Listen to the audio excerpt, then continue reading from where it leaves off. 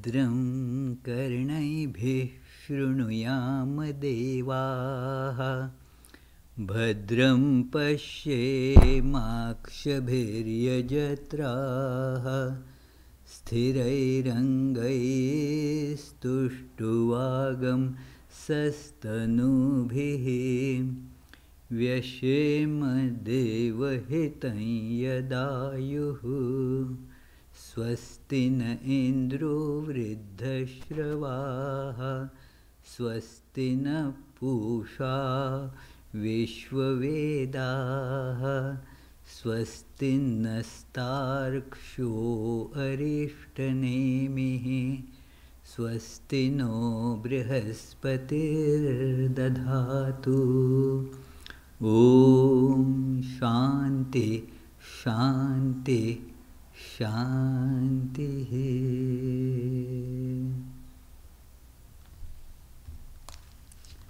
Let us now pray together.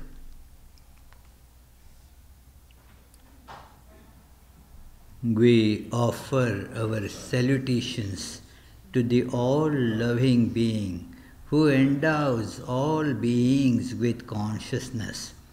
We meditate on the Lord who is the origin of the universe.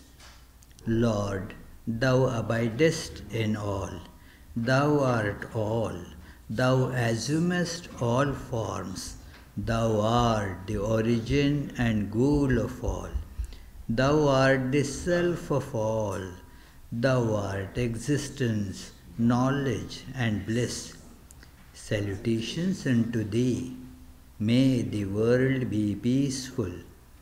May the wicked become gentle. May all creatures think of mutual welfare. May their minds be occupied with what is spiritual and abiding. May our hearts be immersed in selfless love for the Lord. Peace, peace, peace be unto all.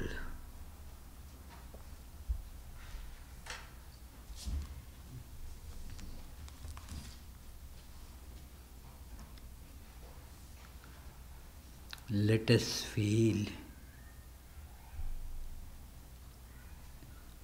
that all our names and forms are merged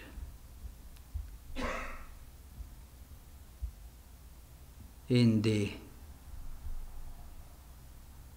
ocean of existence, just like the forms of waves. They rise and fall, merge in the ocean. Let us meditate on that.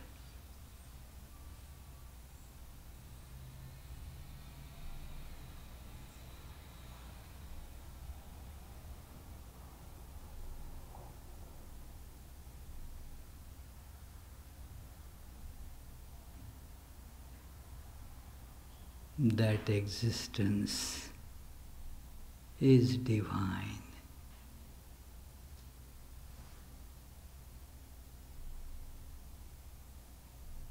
That is our true nature. In it we exist.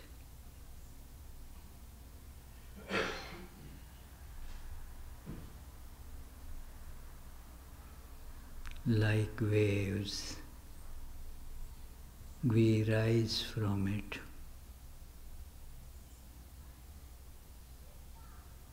and merge in it.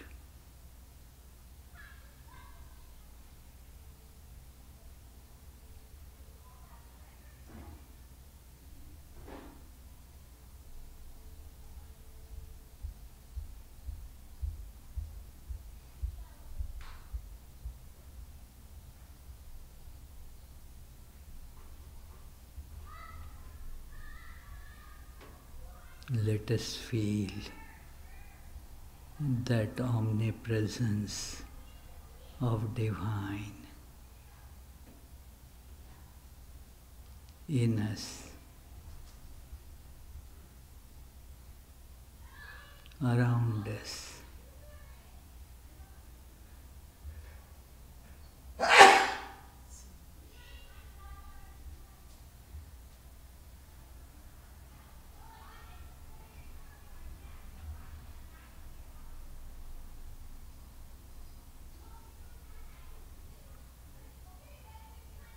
Let us feel that as our reality.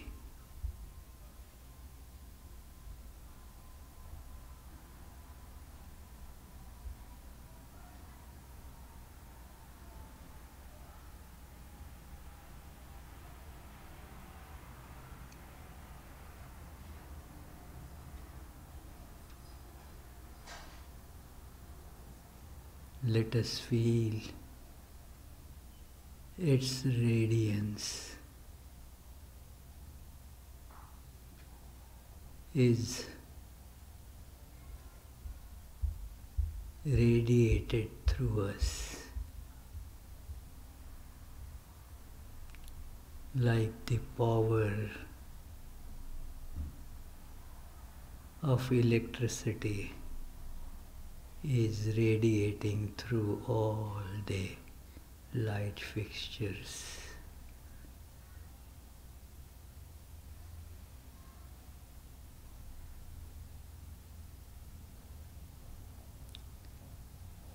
Om. Peace, peace, peace.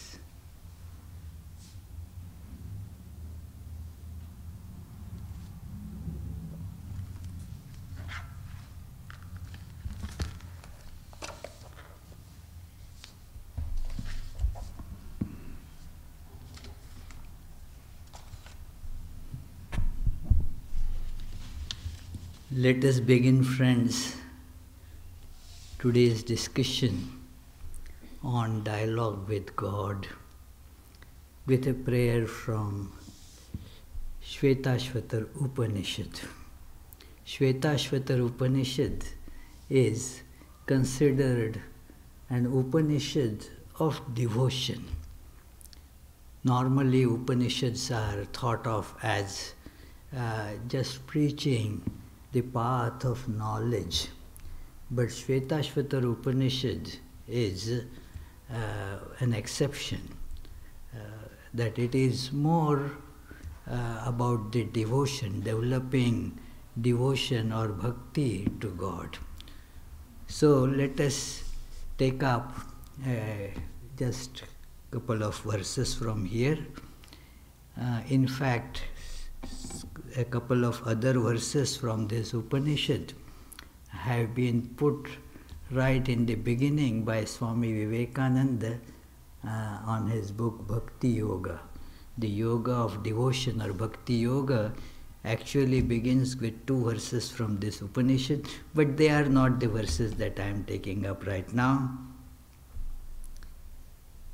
Yo devanam prabhavodbhavascha vishwadhipo rudro maharshi hiranyagarbham pashyat jayamanam sano buddhya shubhaya sanyunaktu.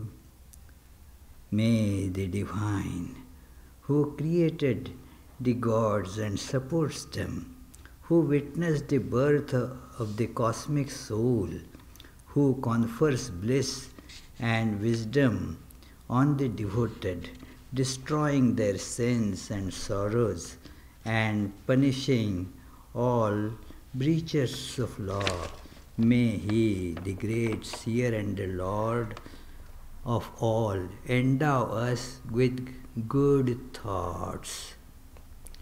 Yo devanam adhipo yasmin loka adhishritaha ya ishe asya dvipadaschatuspadah kasmai devaya havisha vidhema. Let us offer our worship with oblations to that blissful divine being, who is the Lord of the Devas, who governs the bipeds and the quadrupeds, and in whom the world resides.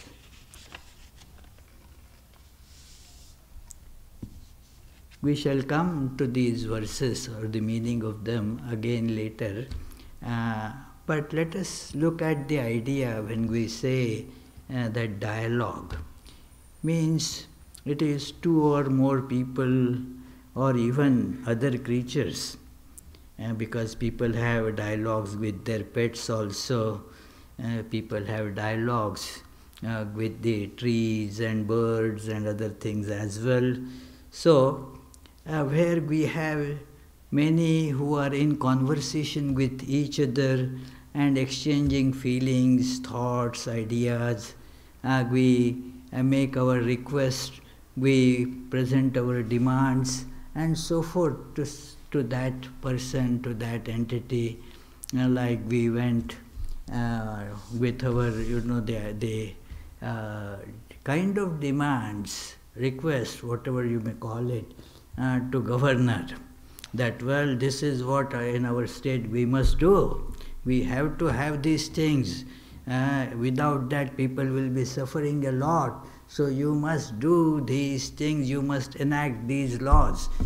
We took out a procession, and in the rally at the State House, we submitted this our demands to governor. Governor met us and she said, well, she will try her best and so forth.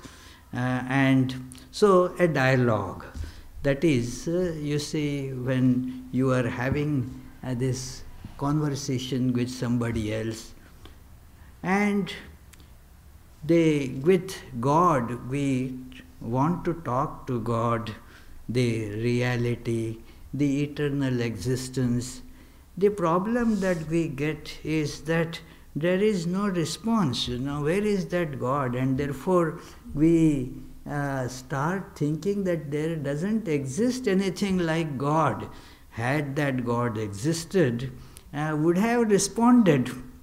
I remember that some time back, I was given a number to call to reach some person, and then I was never getting an answer. It is after repeated calls, every call I made ended, with just the busy tone, not even where I could leave a message, just a busy tone. And so, after many, many repeated attempts, I really needed to talk to that person, but could not. So I thought such a person probably doesn't exist at all. This number must be wrong. Or what am I to do now to get in touch with that person? There was no dialogue happening. I was not able to get into connection. No connection was getting formed. Sometimes we feel we pray to God just as a matter of routine, or just because, well, it makes us feel good. So let us recite some prayers. But we get a feeling that nobody is there to listen to these prayers. I am doing these prayers because my grandmother taught me that I should be doing these prayers. So I do them. Or just because, it's a custom, if I go to temple, then I should do some prayers. So I make these prayers, but probably there is no one to listen to these prayers. God? Where is that God? Does that God exist at all? And so we cannot really have this idea of dialogue with God. Does God listen? Does God answer our prayers? And if not, then what is the point of making these prayers? Especially when a person is afflicted, a lot of problems, insurmountable, and so prays to God, and then feels that no answer is coming. I wanted this to happen. I prayed and prayed a lot. No answer came. So God might not be there. It is, had that God been there, we would be able to see that God. The idea of God is very deeply rooted in human psyche, almost impossible to get rid of it. Even if we try, it won't be possible, as history shows that there had been constantly for thousands of years attempts to do away with the idea of God. Let's not assume that the atheist is only a modern phenomena. Even in the Vedic times, 5,000 years ago back in India, there were atheists, more materialists than even the present materialists. That it is, they said all these writers of scriptures, Vedas and all that, they don't believe them. They have been cheats and scoundrels. There's nothing like that ever exists. This body is all that is, and just grab as many pleasures as you can. If you cannot fulfill these things with, you don't have money, say enough, borrow. Don't hesitate to borrow. Don't worry about paying back the money, because once the body is gone, who is there to collect that, So do not hesitate, just keep on borrowing. That bhasmi bhutasya dehasya punaragamanam kutah, that once this body is burned down, nothing exists. Why should you be worrying about it? Just keep on. So that we have that atheist ideas, but still God does not leave us. This idea of God keeps on pursuing us. Even to say God does not exist, we have to use the word God. God that does not exist. It is, and it keeps on coming again and again. The prayers, they therefore spontaneously spring up. But we do not know whether somebody answers them or not. So, this question gets answered actually, whether God is or not, only through experience, not through just the cogitation or rational thinking. By reason one may prove God or disprove God. What does it matter? And we were having that discussion today, right, at the breakfast time, yeah, you are invited to join the breakfast. Sometimes we get very good discussions at breakfast time. So it is, we were having this discussion whether, God, it is, can that God be experienced? It is then this idea that yes, we can have dialogue with God. The reason is very, very feeble. In fact, one can prove everything, whatever you want, you can prove with reason. But that is really without any basis. Reason or logic has no basis. It is whatever you want that you can bring the reason to prove that. It is an important statement in the aphorisms of Vedanta that Vyasa had written, these aphorisms that give a systematic philosophy of Vedanta, very systematically and logically presented. And one of them is tarka apratishtaha, that tarka means the reasoning or logic has no basis as such. It is a tool. But then that tool you can use wherever you want to. So it is a good tool, but it cannot really uh, in itself convincingly prove anything. Logic has this defect in it. In fact, mathematics, that is where the logic is deeply used. And then there was a search if there is a logical, if there is a proof that can establish that there is this soundness of the mathematical logic. The idea is that you can have any assumptions, a set of assumptions on which you build the edifice of further conclusions. But can you ever establish that those basic assumptions are not mutually contradictory?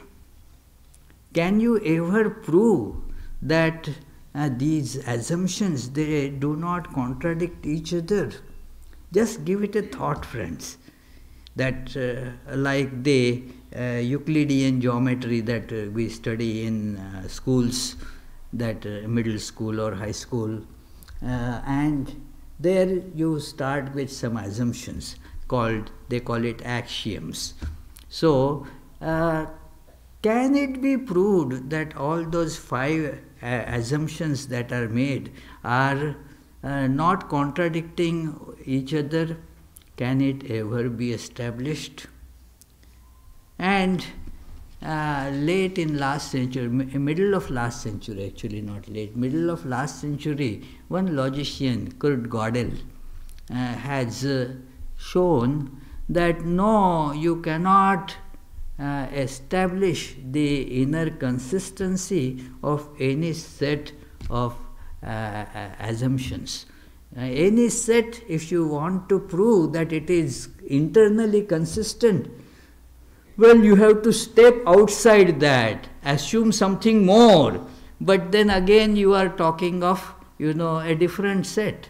So therefore, you can never show the consistency. But what is then that which clinches the issue of existence or truth of something? That is experience. That is experience. That is where the science comes to, that point where experimental evidence that clinches the issue. Like we can keep on cogitate about, how many teeth a horse has. That some say, well, it is bigger than human being, so we have 32, so horse should have more. Some people would say, no, after all, it has to eat only grass, it doesn't need that many teeth. Moreover, it just swallows, it doesn't need all these teeth, must be less. Somebody said, what the heck, you just open the mouth of the horse and count how many there are. That is the simple answer. And that clinches the issue. So, can God be seen like that? Can we actually see God? And, Sri Ramakrishna gave in our age the clear answer. Yes, God can be seen. God can be seen. And that is where a person becomes saint, when you succeed in seeing God, a tangible perception. And that famous discussion, a dialogue between Narendranath, who later became Swami Vivekananda, an agnostic person, was not very sure whether God is or not. And so, he had read lot of philosophy, Eastern and Western. He had thought a lot about it.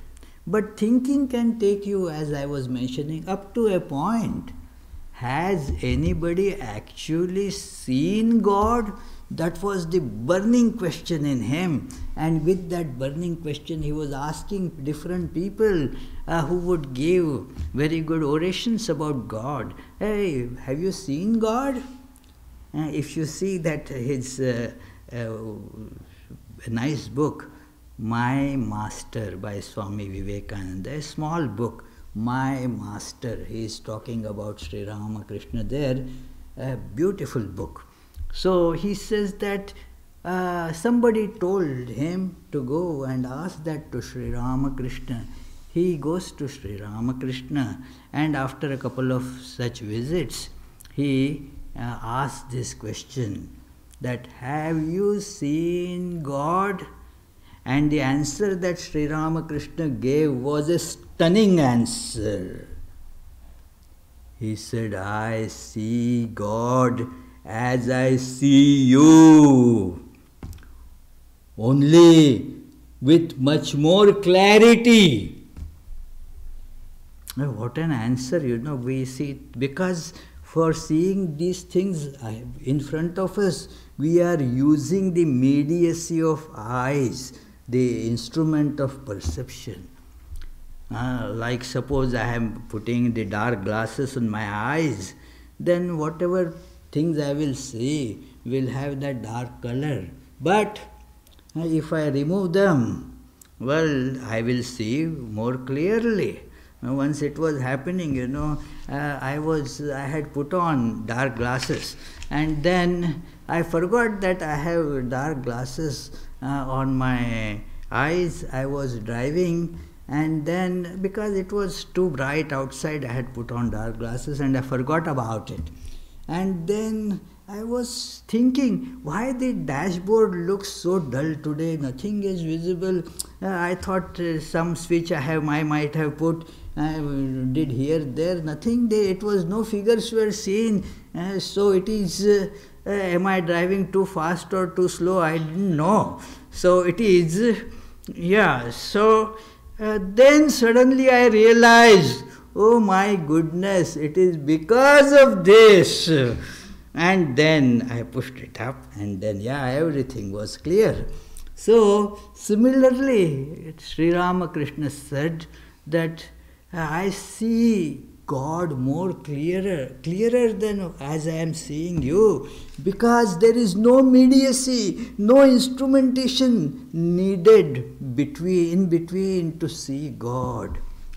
And then he makes it further go deeper in that young man's mind. If you want to see, you also can see it. I mean, it's not a monopoly of somebody that only such selected people can see. Anybody who wants to see and follows the proper path can see. Like any of you, who wants to come to Vedanta Society, somebody had called a little while ago, that can we come? I said, yes, why not? I mean, there is the address, and you can put that address in GPS. Anybody who drives with those directions will be able to come here. So also, God can be seen by anyone. Anyone, friends, anyone who follows those guidelines. So you see the God, and then the conversation can begin, the dialogue can begin, because now you are sure that there is God. And in such a person then gets called saint, one who sees God and thus can have dialogue with God. It is a very important thing that this dialogue with God begins with that. And such a person is called a saint. A saint is not something that is born, but somebody who has followed that path and realized the truth, realized God. That person gets called as saint. Like somebody gets called a doctor, Not that the fellow just fell from the sky as a doctor. The person went to med school, studied all these things, got the expertise, got the license, and so has set up an office or work somewhere. Then you call that person a doctor. Anybody who follows that track successfully can become a doctor. So anybody who can get this in one's life, that person, according to Hindu philosophy, is a saint. You don't have to show any miracle, that unless you show 2 miracles, you won't get. That is isn't it? And that is how Catholic this thing is, that you have to show 2 miracles. Then you can get the title of a saint, and it has to be conferred by some authority. So for Hindus, the matter is more impersonal and more direct, that yes, you realize God, you see God, and you are a saint. So such is the nature of saint, that you see God, talk to God.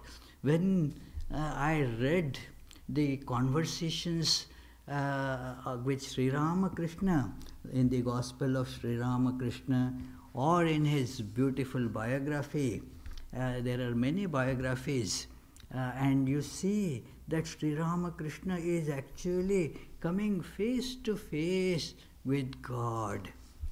He is, let us take one example. He is very sure that there is God, there is reality, because God has been seen by so many people before me. So there is a surety, there is a certainty that God is. So when he was doing worship in the Kali temple in Dakshineshwar, so he was not at that time able to see the Divine Mother, only image was seen, not the Divine Mother as such. So therefore he started praying earnestly praying, "Oh Mother, you blessed Ram Prasad and Kamalakant, these saints, they got your vision. Why am I being deprived? When shall I have your vision?" And he became so restless for not having this vision.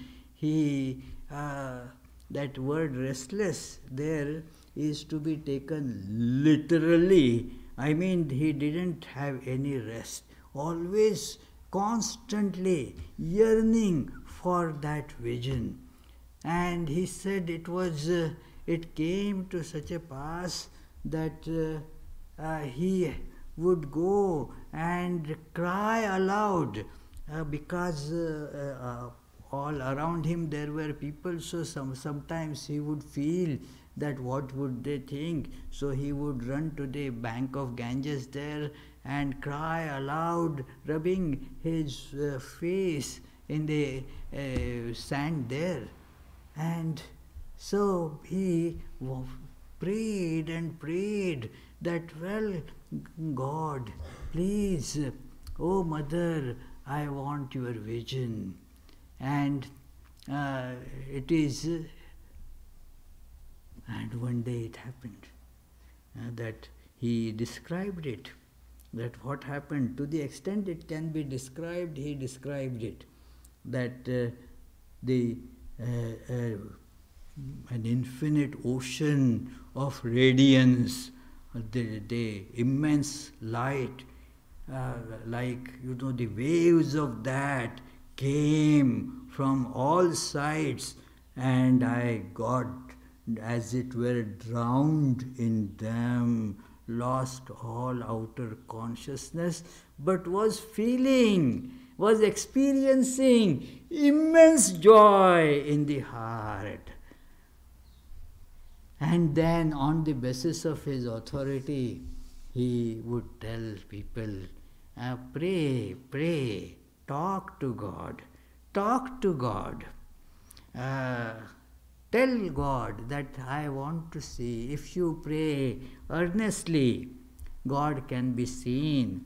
He would say, God can be seen by pure mind. Pure mind is like that, that removing all our desires, all our pet ideas, all such things, when they are removed, then that, as it were, God reveals. He said that, well, have yearning. Yearning is very important. Yearning and persistence. Keep on praying to God. What is this yearning? If you really want it, you will keep on earnestly, repeatedly praying for it. So that is yearning. I want God to be in my life. So he said, do we really want God? And he gives an example that we all can relate in our own lives. He said that if money is lost or something else is gone, or there is bereavement of some near and dear, people shed tears by jug. And does anybody weep like that for God? We don't do that. So if somebody really wants God, they will weep for God, like a child wants something, and then persistently keeps on crying to the mother. I saw one day, there is this Wheeler school, and after the school, one little child was going with mother, clutching at the skirt of the mother and saying, "Oh, mommy, I want you." And the mother was refusing, no. From my window in my room, I could hear that, no, not now. No, just once, just what it is, I want it, please, no, I must have it today, no, mother was saying no, and just once, and ultimately I am sure the child would have got what it wanted because of the persistence and the yearning. So Sri Ramakrishna would say, well, cry like that, you must cry like that, so that the God will reveal to you. Then you will be sure of the presence of God. Cry aloud. It is this persistence that is very important, that we pray to God again and again and again. So what happens with that? That the God who is like our mother, we in Hindus again, God is not just father, but God is father, mother, everything, as you want to look at that. So whatever feel you have about God, make that connection stronger by praying, holding on to that. And so he says, God can be realized by any path, whatever path you may follow, that you may, whatever religion you may be following, earnestly keep on calling on God. One may say, we don't see God. And he was master of wonderful analogies also. He was master of logic as well as master of analogies. So he said, well, during the daytime, if you gaze the sky, you don't see any stars. But does it mean that the stars are not there? Well, because of the dazzling of the sunlight, that you cannot see them during daytime. But they are there. We all know that it is only when that daylight is dimmed, then we see they twinkle, twinkle, little stars. So it is, the stars are there. So similarly, God is there, but our eyesight is all dazzled due to what is called the names and forms, the Maya. We see the waves and question, is there ocean?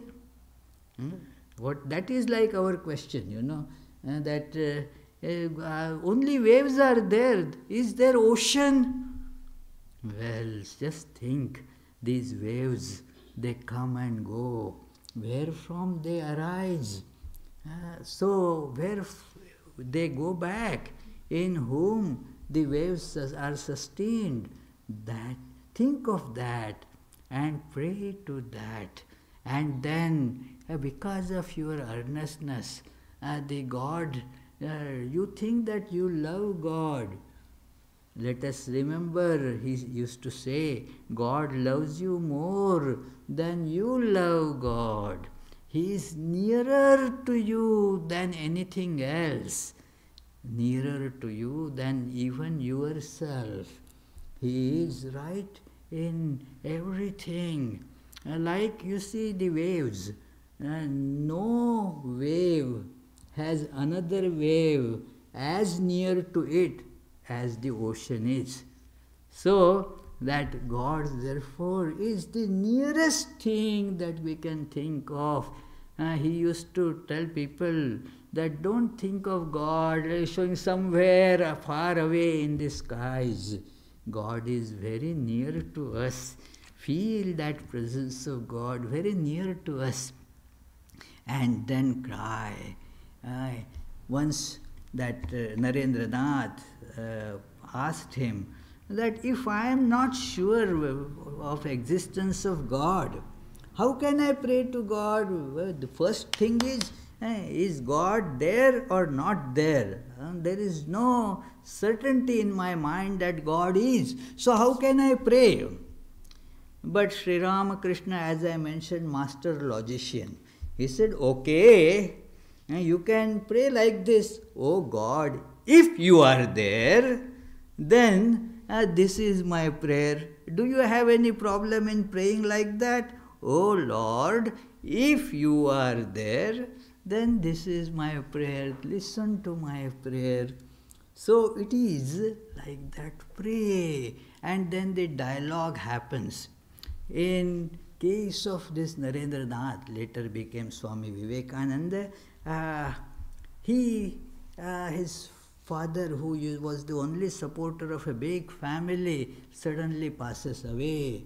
And then there was nothing, no money in the family, no food. Many days he had to just go on without any food, just begging here and there, but he could not find a job. Unemployment is not just the present problem. Even in Swami Vivekananda's days, such a brilliant person could not get immediately a job. So he came to Sri Ramakrishna. Now there is the pinching need, you see. Now he said to Sri Ramakrishna, you have to pray for me. Divine Mother listens to you. Why don't you pray so that my family would get some subsistence, something to live on? Please, you have to pray for me to Divine Mother like this. Sri Ramakrishna said, why don't you pray yourself? Why don't you pray for yourself? I can't pray to Divine Mother for such worldly things. But why don't you pray? I assure you, if you pray, she will grant you. Whatever you ask, she will grant to you. This is one of the greatest episodes in this training of Narendranath, conversion of Narendranath into Swami Vivekananda.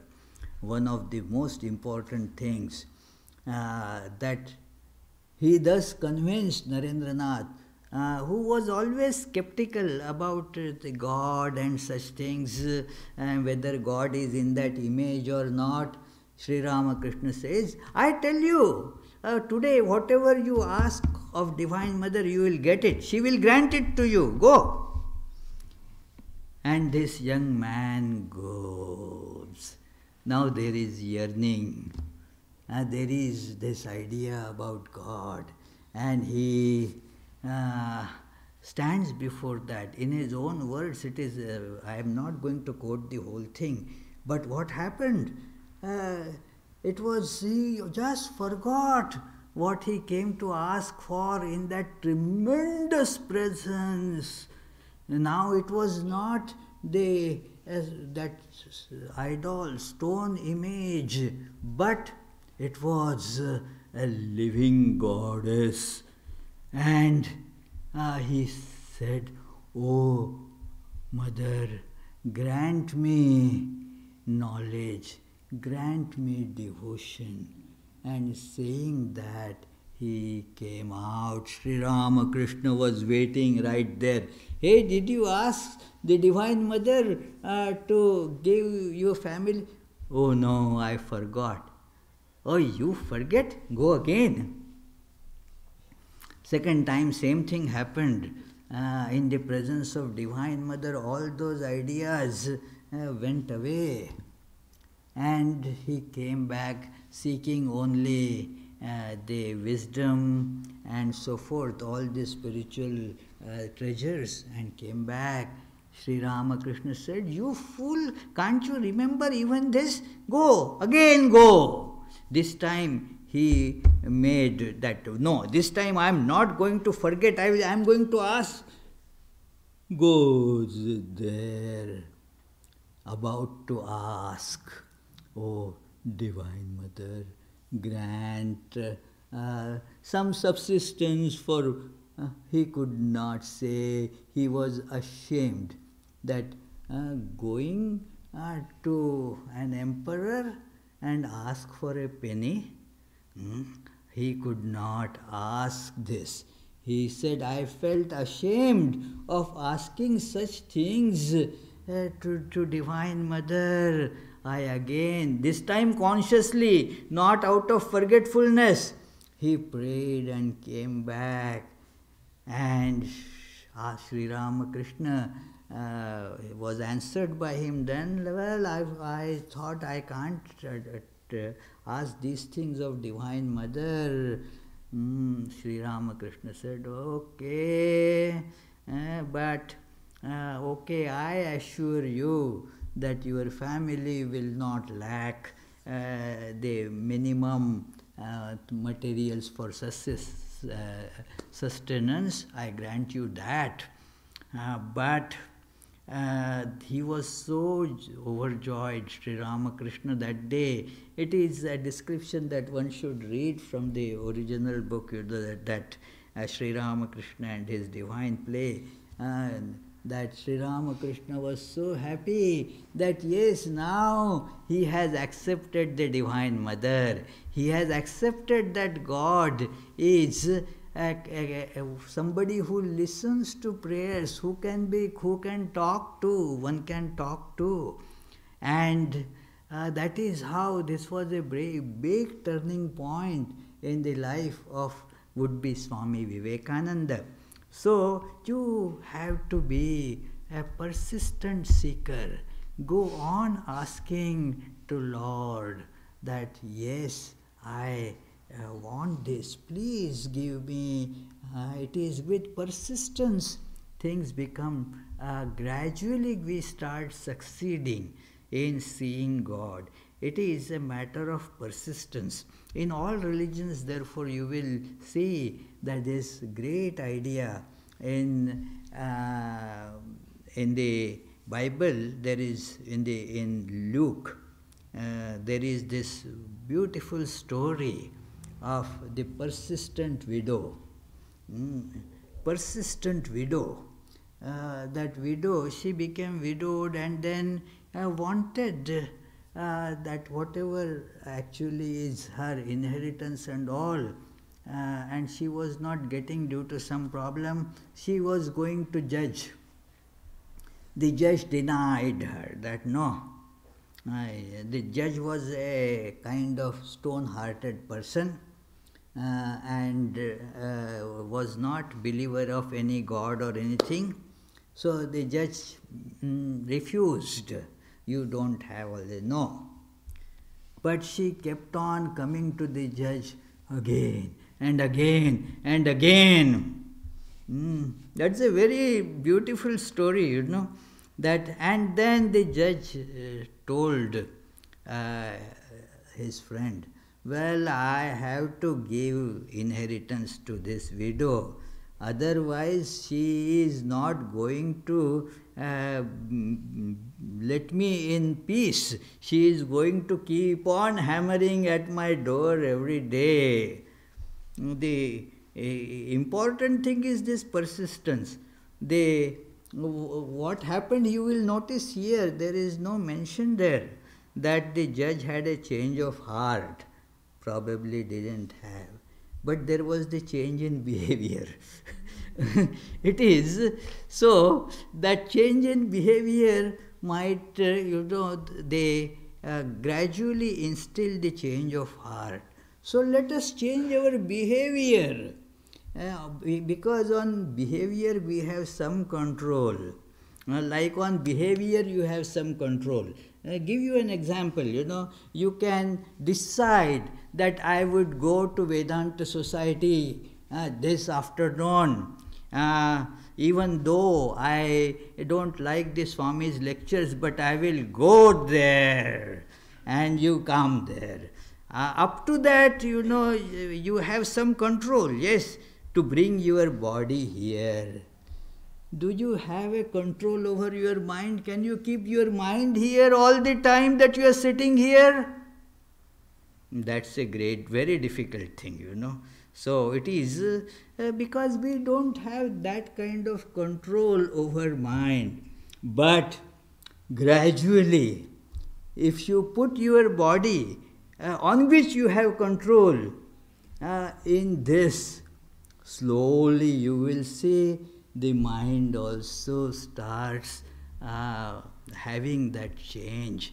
So therefore, let us begin at what stage, whatever stage we can begin at the stage of body. So why not? Let us begin there, and then the control that our mind will gradually come. The mind will start praying. Let the lips start praying first, and then, because we have control over lips, therefore you see, even though many times you hear, that a person at the counter, and the person is tired. I find it many times, especially when I go very early to catch the early flight, and then the person at the check-in gate or whatever is tired, had got up very early, didn't have sleep. You can see it on the face that the person is tired. And in the mind maybe, oh my goodness, this. But then flashes a smile, a professional smile on the lips, yes, have a pleasant journey. It is so, because there is some semblance of control on the lips, even if the mind is not feeling so enthusiastic to greet people, as an employee, as a person doing that job, you have to do it, and so forth. So, similarly, let us start at the level of body, and I assure you, friends, that gradually that enters your mind too. It is it is a law that whatever you start, having some practice, it makes a dwelling house in your body too, in your mind too. It enters your mind. So it is, there was an old movie song in our language there in Hindi, which said that, well, that that person comes into my mind through the doors of my eyes, and then does its job inside in the mind. So let us do it with our eyes, something that we have control over. Use the body to take that thing in the mind, and then it will happen there. So persistent prayers, incessant prayers, that is what the sages advise, that gradually you can see God, and then you can have dialogue with God. There are so many instances, very charming literature, how people have, these saints have dialogue with God. There is one beautiful song in Kannada language, that the devotee is talking to God. Okay, God, I will do this, but you have to do this then. It is my part I will do, okay? My part is to abstain from all these bad things, okay? Your part then is to fill my heart with devotion, okay? It is all very beautiful, Okay, I will refrain from telling lies. But then your part is to make me reside in truth. It is a beautiful song, that this is my part, O Lord, that is your part. So a great discussion between God and the devotee, a dialogue. So in Sri Ramakrishna's life you see so many such dialogues with the divine, and you feel the presence of God all the time there. One of his disciples, he was called his spiritual son, Swami Brahmananda. So he was constantly in communion with the divine. He was constantly in communion with Sri Ramakrishna as God. So if some work has to be done, he would tell, oh, this is to be done, I have to go there, find out for that which is the auspicious day for it by looking at the almanac.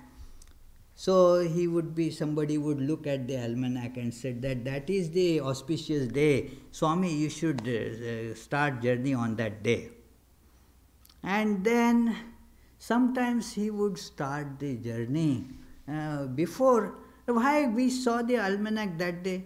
No, but Sri Ramakrishna told, go right now. So that is, Sri Ramakrishna is telling him, he was talking to him.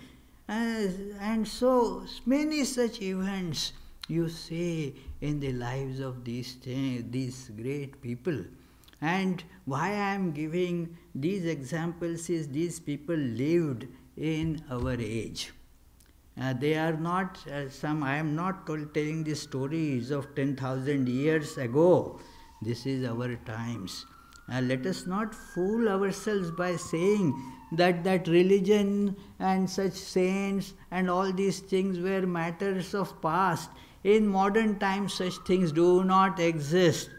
Well, in modern times also these things do exist, and each of us can have the experience of that. So, thank you friends. Let us for 30 seconds meditate on these ideas, and then in case if you have some questions, you can ask.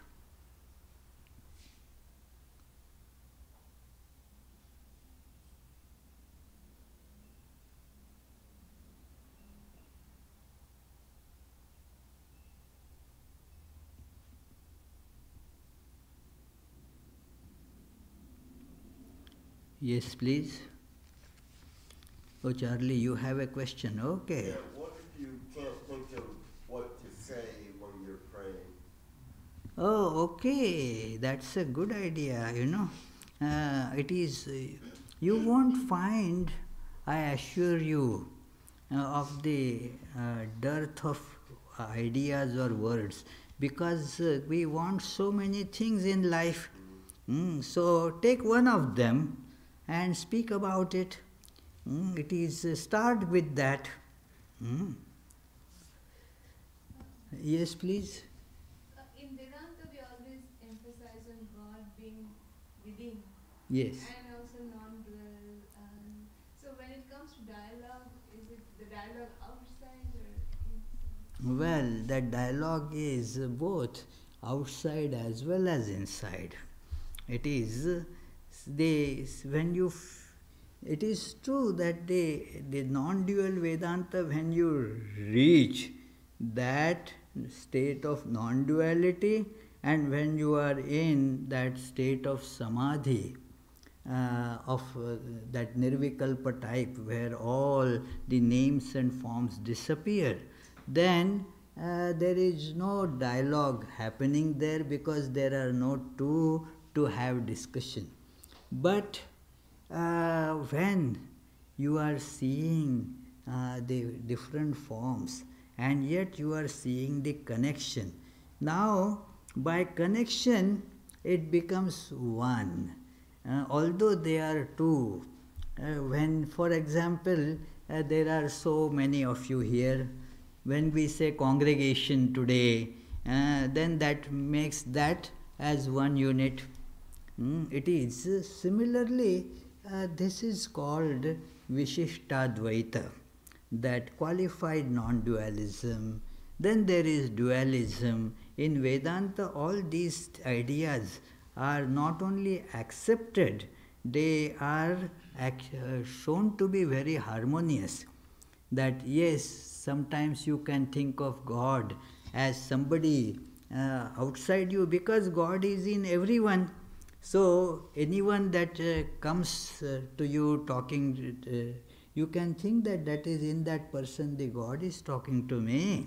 So it is that Sri Ramakrishna used to quote from Hanumanji, that Hanuman, he was asked by Rama, his master, that, hey Hanuman, how do you look upon me? And that answer is great. He said, when I think of myself as body, then you are the master, I am the servant. Deha buddhya tu dasoham. When I think of myself as a living entity, the conscious entity, jiva, an individual soul, then I think of you as the whole and I as the part. Jiva drishtya tvadamshakaha. When I think of myself as all-pervading self, then Lord, there is no difference between you and me. Atma drishtya tvamevaham iti me nishchitamati. This is my firm understanding. So, there is possibility of dialogue in the first two stages. First stage, when you are master, I am servant, the dialogue can happen outside. When you see that you are the part and that is the God is the whole, that is also a very beautiful way of looking at God, like the tree and the branches. So it is like that, you can then have the dialogue inside. And then there is no question of dialogue when there is no difference at all. Yeah. So friends, let us conclude with the enumeration of the programs coming up while our Vishwanath is doing the offertory. And let me remind you that immediately after this program there is a music concert by a celebrated singer from this area, Pradeep Shukla. So I will speak about it more there in the basement.